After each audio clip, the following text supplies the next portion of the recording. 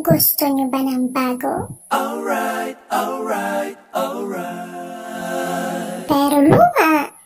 Okay. Hi everybody, welcome back to my channel. But if you are new to my channel, please do click the subscribe button and click the notification bell for more videos.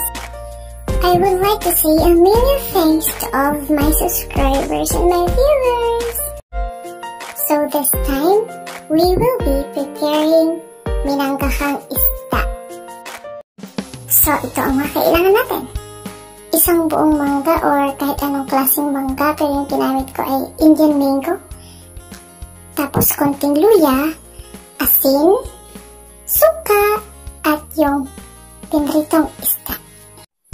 Balatan niyo po yung mangga. Kung meron kayong peeler, mas maganda at mas madali.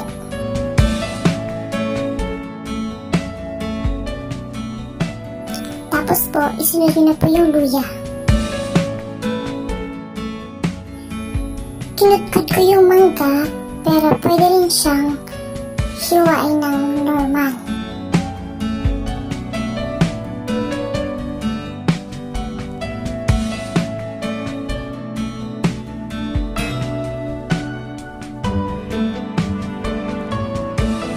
Tapos, lagyan niyo siya luya.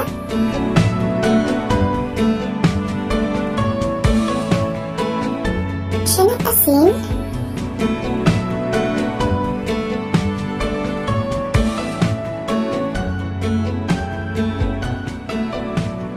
Suka. At yung pritong isda.